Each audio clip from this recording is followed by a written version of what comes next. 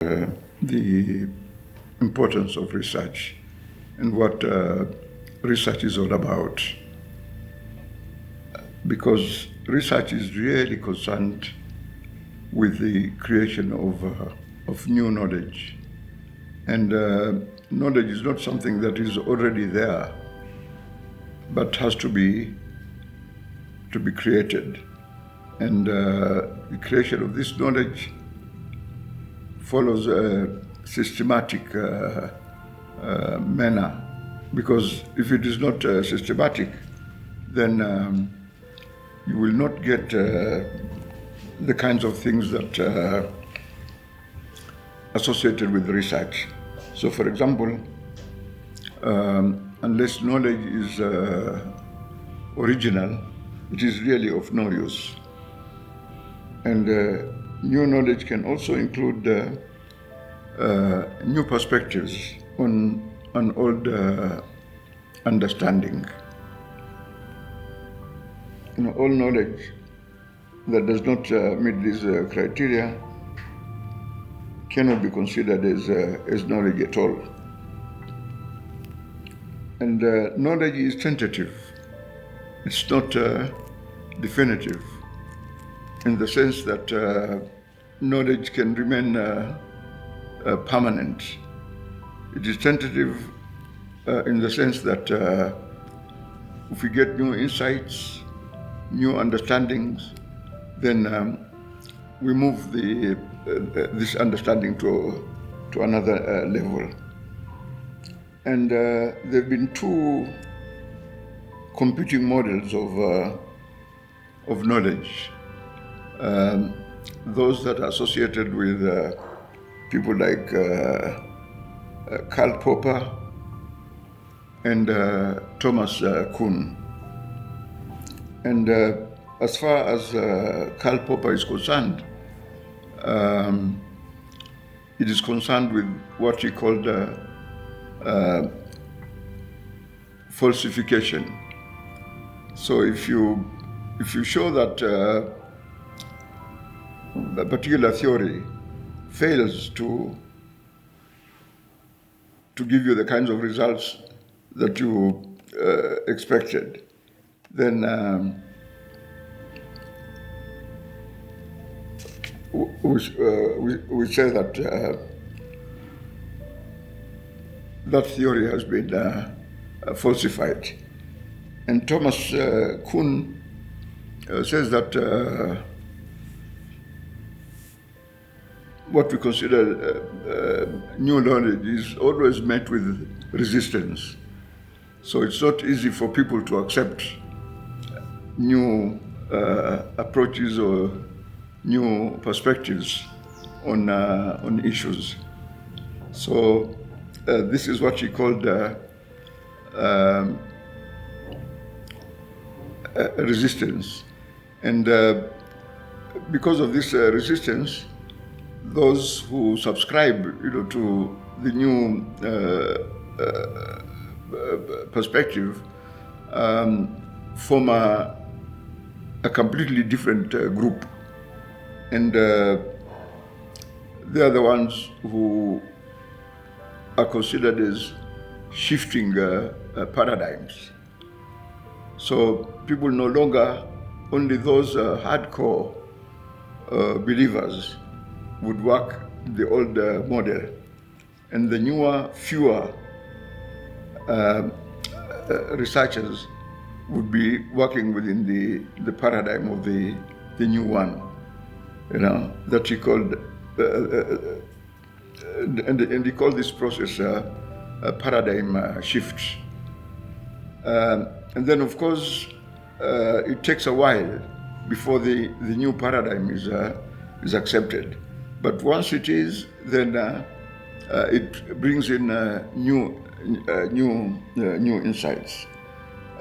So these are the two main opposing approaches to research. What we call falsification associated with the Karl Popper, and paradigm shift associated with Thomas Kuhn.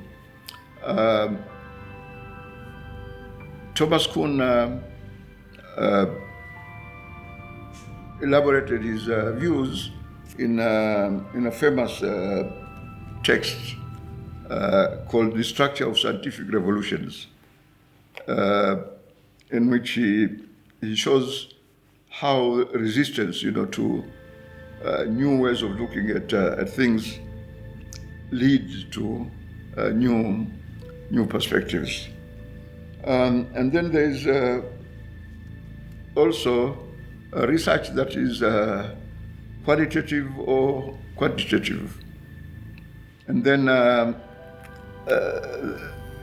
are people who combine both qualitative research and quantitative research.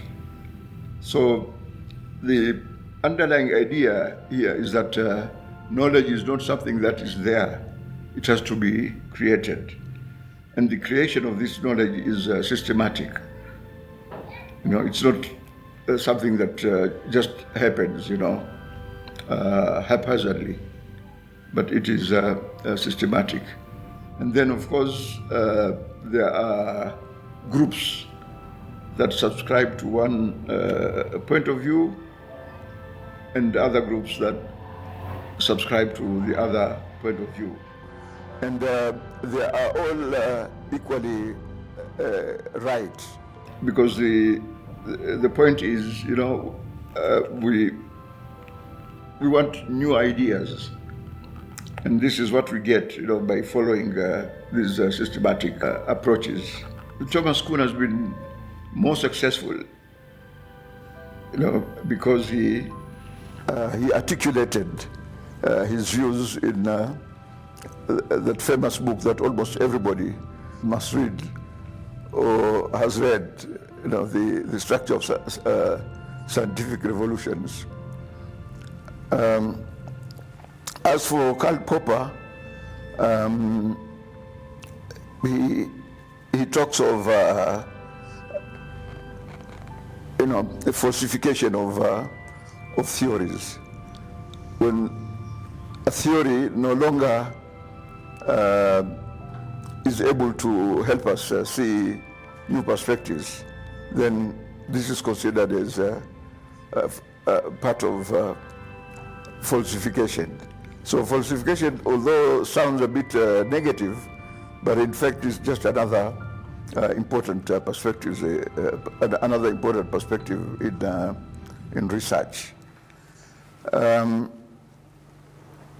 What in essence all this means is that knowledge has to be created, and that knowledge is not something permanent, something that is probably valid for a particular period of time until new insights are found. So once new insights are found, then those perspectives are considered as obsolete, but not obsolete in the sense that they are useless. I think it is just part of this endless search for truth, an endless search for explanation. Again, people like Chomsky, for example, said that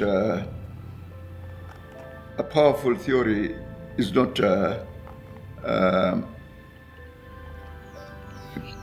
something that will help us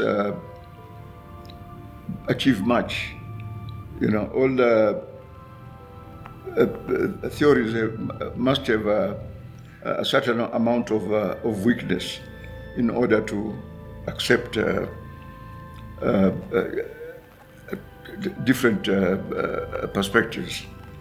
So this is an endless cycle of creation,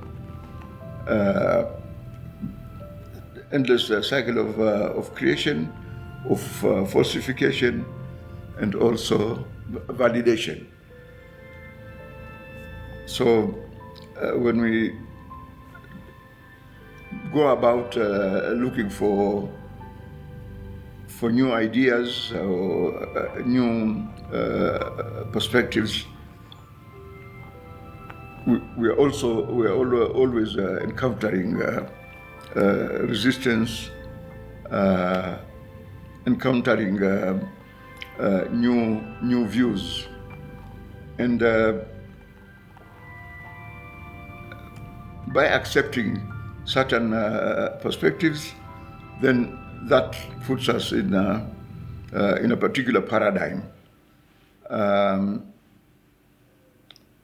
One that accepts falsification, or one that accepts verification. So these are the most important aspects of research.